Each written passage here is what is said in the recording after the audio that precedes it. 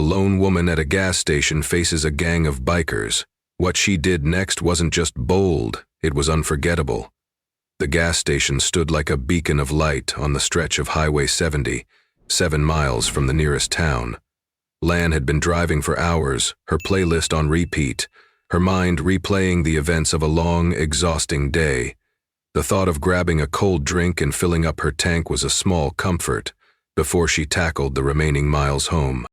She pulled her gray Toyota Camry into one of the pumps, stepping out into the warm night air.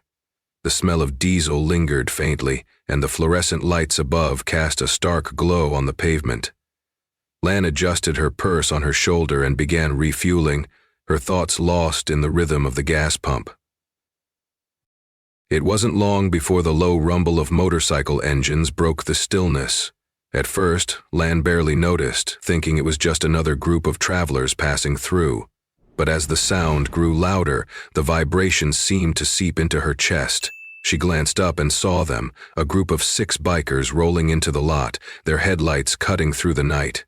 The bikes lined up in unison, each man clad in leather jackets marked with patches she didn't recognize. She felt the weight of their stares almost immediately. Her hands stiffened slightly around the pump handle, but she kept her face neutral, pretending not to notice. One of them, a tall man with a scruffy beard and mirrored sunglasses, swung his leg off his bike. He muttered something to his buddies and they all broke into laughter. Lan couldn't hear what was said, but she felt the intent in the way their laughter carried. For him to joke, she had briefly contemplated telling him to go to hell for digging through the rear of their bike. She exhaled slowly, trying to focus on finishing her task and getting back in her car. As she capped the tank and headed toward the small store to pay, she heard the unmistakable sound of heavy boots hitting pavement. Her heart quickened, but she didn't let it show. She kept her stride steady and her chin up, stepping through the glass door into the store. The cashier, a young man barely out of high school, gave her a brief nod before returning to his phone. Lan felt a small pang of unease. No, she corrected herself, caution. She didn't want to make assumptions, but something about the biker's energy felt different, sharper. She paid for her gas, grabbed her drink, and stepped back outside. They were waiting. The tall man leaned casually against his bike, his arms crossed, watching her. His buddies flanked him, their postures relaxed but their gazes piercing. Lan felt the air shift. She held her head high and walked toward her car, her every step measured. Her fingers tightened around her purse strap as she passed them, their low murmurs just barely audible. Something in their tone stopped her cold, and she knew this wasn't over yet. Lan's car was just a few feet away, but the distance suddenly felt longer. She could feel their eyes on her back, their whispers growing louder as she walked past them. Her grip on her purse strap tightened, but she didn't let her pace falter. She had no intention of giving them the satisfaction of seeing her rattled. "Hey, sweetheart," one of them called out, his voice slick, mocking. "Knock yourself." Lamb didn't turn around. "Too good to say hi?" another one jeered, followed by a chorus of low chuckles. She reached her car door, her keys already in hand. Sliding into the driver's seat, she locked the door with a practiced flick of her thumb. The sense of relief was fleeting as she saw the men through her windshield.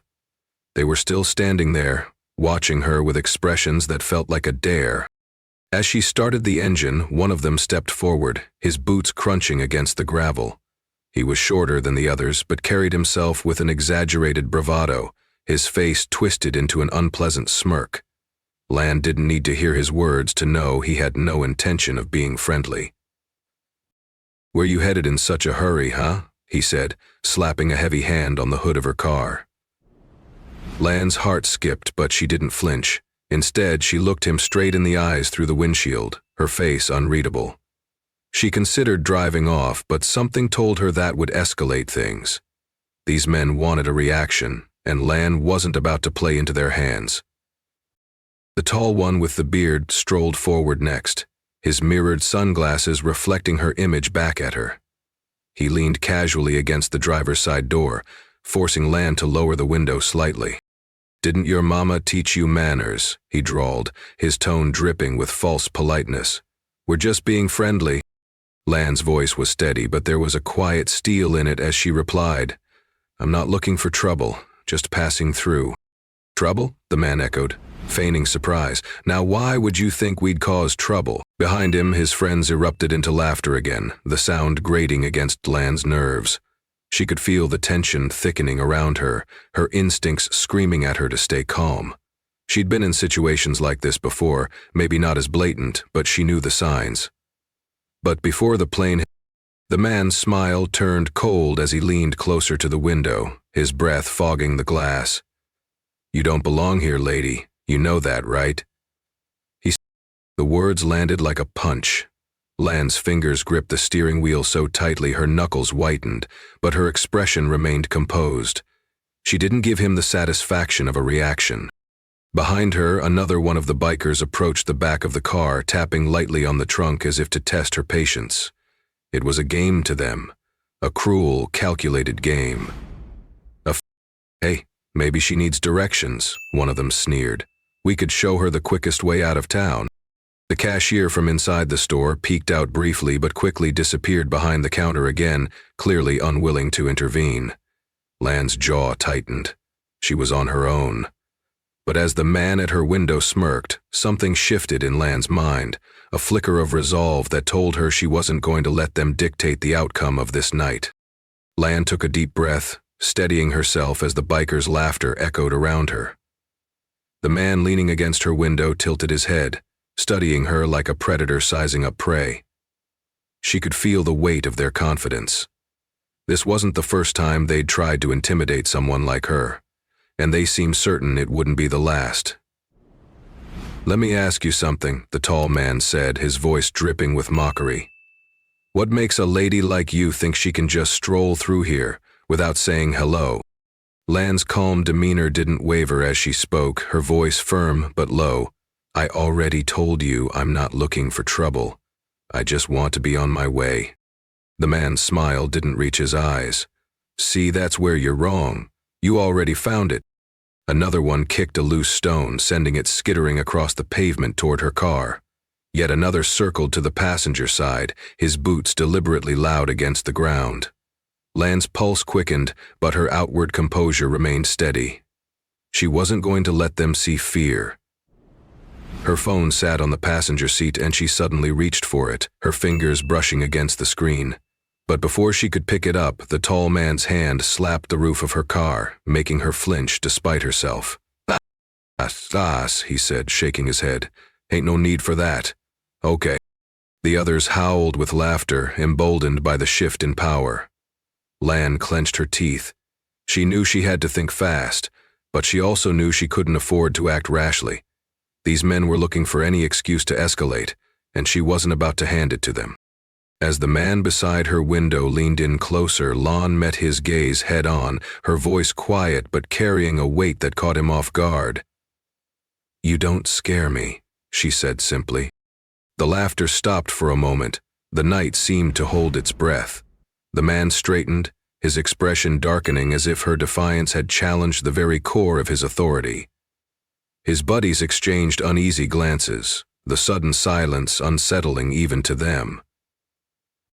But it didn't last. One of them, a wiry man with a snake tattoo winding up his neck, broke the tension with a sneer. "Big words, lady. Let's see if you can back them up." He stepped toward the car, but Lan was already moving. Before he could react, she rolled up her window and locked eyes with the man still leaning against her door. Her hand shifted to the gear shift, her intention clear. "I said," she repeated, her tone razor sharp, "you don't scare me." The tall man's lips curled into a smirk, but there was a flicker of uncertainty in his mirrored sunglasses. He took a step back, his bravado faltering. Lan used the opportunity to shift into reverse, the sound of her engine roaring to life cutting through the tense air. She didn't drive off, not yet. Instead, she held her ground, her foot hovering over the brake as her car idled. The message was clear. She wasn't running. The group hesitated, their confidence wavering in the face of her defiance. But just as one of them moved to speak, Lan did something none of them expected. She rolled down the window, just enough to let her voice carry. "If you don't move," she said, her tone steady and unyielding, "I will." But her next move wasn't what anyone was expecting, and it would change the dynamic of the encounter entirely. Lan calmly lifted her phone so they could see it. The screen lit up with a number already dialed, 911. She didn't press call yet. Her eyes stayed locked on the man in front of her. "You think this is a game?" she said, her voice even. "Keep testing me." For a second, the group froze.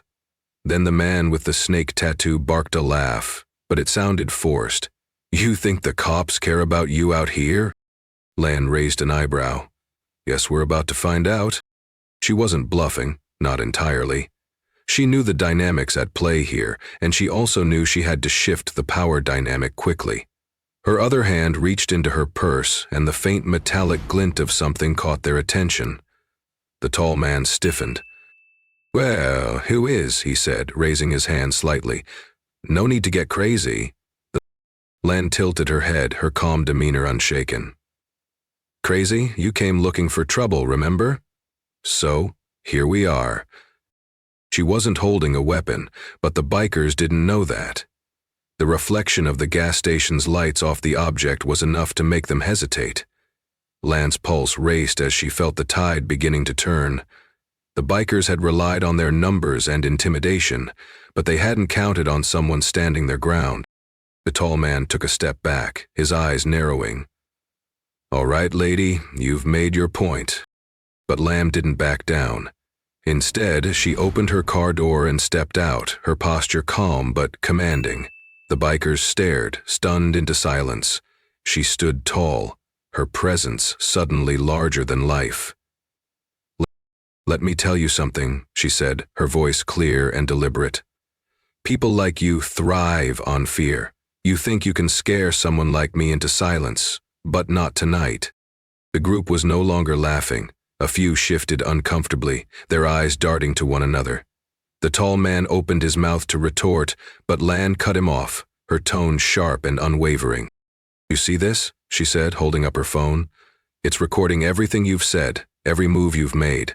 It's all on here, so go ahead. Give me a reason to hit send." The tall man's face darkened, but he didn't step forward. He knew the game had changed. Lan's calm resolve had unraveled their facade, exposing them for what they were. Cowards who relied on numbers and fear. Behind her, the faint sound of a car engine approaching broke the silence. The biker's head snapped toward the road as a pickup truck pulled into the gas station. An older couple stepped out, their curious gazes flicking between Lan and the bikers. The presence of new witnesses seemed to drain the last of the bikers' bravado. The tall man spat on the ground, his frustration barely contained. "Let's go," he barked to the others. "This ain't worth it." One by one they climbed back onto their bikes, the rumble of their engines filling the night air. Lan didn't move, her eyes fixed on them until the last one disappeared into the distance. Only then did she let out a long, shaky breath. The older couple approached cautiously. "You all right, ma'am?" the man asked, his voice gentle. Lam nodded, her composure returning. "I am now, thanks for stopping." As the couple lingered nearby, Lan climbed back into her car. Her hands trembled slightly as she gripped the steering wheel, but a sense of triumph swelled within her. She had stood her ground and won. But as Lan drove away, her thoughts lingered on the deeper meaning of the night's events, and the lesson she hoped others could take from it. Strength wasn't just about standing up for herself. It was about using her experience to inspire others to do the same.